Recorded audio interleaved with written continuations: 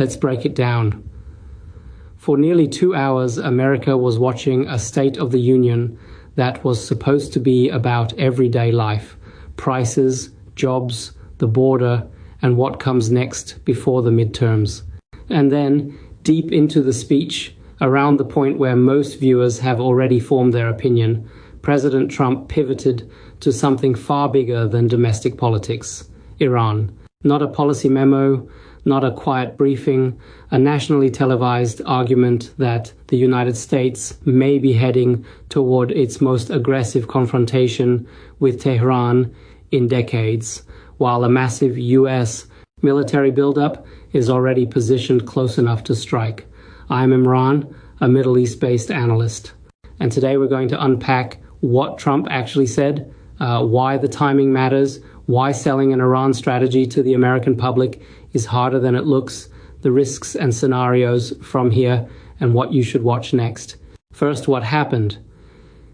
In the Iran segment of his speech, Trump framed Tehran as an expanding threat on multiple fronts: support for militant proxies, missile development, and a nuclear program he claims is being restarted. He said he prefers diplomacy, but he also set a hard red line: Iran cannot have a nuclear weapon. He argued that if Iran won't accept that outcome, the US will confront the threat. That's the headline. But the subtext is the real story, because this speech didn't happen in a vacuum. It landed in the middle of intense reporting about a major US force posture in the region, warships, aircraft, and other assets. And it comes as the administration pushes negotiations in Geneva, while also publicly signaling a deadline-like urgency: make a deal or face consequences. Now, why is this such a political challenge for Trump? Because his own brand is no more forever wars. Trump's political base is deeply skeptical of open-ended conflicts. And broader public opinion is cautious too. Most Americans say the US should use military force only when there's a direct and imminent threat. That means Trump isn't just managing Iran, and he's managing his coalition. So here's the key tension. The more he threatens force, the more he energizes hawks who want maximum pressure. But the more he moves toward actual strikes, the more he risks a backlash from voters who hear Iran and immediately think another long war. This is exactly why the State of the Union matters. It's the one moment where a president can try to define the conflict before it defines him. Now let's talk incentives. Why the White House is playing this two-track strategy of diplomacy plus military pressure. For Trump, the incentive is leverage. The classic theory is diplomacy works better when the other side believes you'll actually walk away or actually act. Military buildup becomes a negotiating tool. But there's another incentive that's purely domestic: strength sells. Presidents often believe that projecting decisiveness abroad can offset weakness at home, especially when the economy is politically complicated and the opposition is trying to pin affordability on the White House. For Iran, the incentives cut the other way.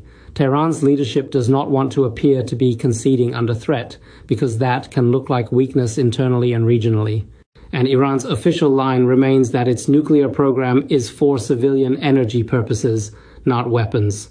So any deal has to balance face-saving verification and enforcement, and that is never easy in a relationship saturated with distrust. Now here's the part that could become volatile quickly: credibility and claims. In his speech, Trump used strong language about Iran's internal repression and cited an extremely high number for protest deaths that Iran's foreign ministry spokesperson publicly rejected as big lies. That matters because when a president escalates rhetoric, it can harden positions on both sides, and it complicates diplomacy because each side must sell its own public on why talks are still worth it. So what are the realistic scenarios from here? Scenario 1, a diplomatic off-ramp. Geneva talks produce a framework, not necessarily a full final deal, but enough to pause escalation.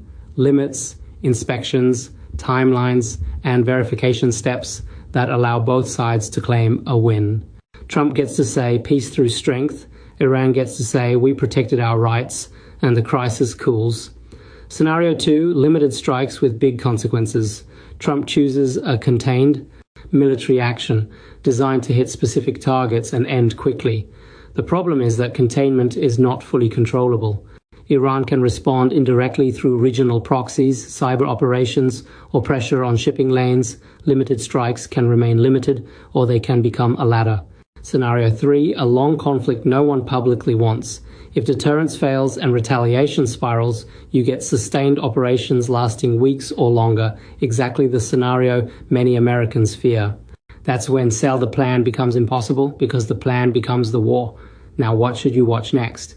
Watch whether the administration starts speaking in clearer operational terms, objectives, scope, and what success looks like. Vague goals produce long wars. Watch Congress. The classified briefings to leadership matter because they signal how much political cover the White House believes it needs and how seriously lawmakers believe the risk is. Watch the talks in Geneva. Not the headlines, the structure, verification, enforcement, and what happens if either side claims the other is cheating. And finally, watch markets and regional posture. When oil starts reacting sharply and regional partners start repositioning publicly, it's a signal that insiders believe escalation risk is rising. Here's the takeaway. Trump used the State of the Union to do something presidents rarely do well: prepare the public for a conflict before it happens. But he only briefly made the case, and that's the problem. If the US is truly close to a strike decision, briefly isn't enough.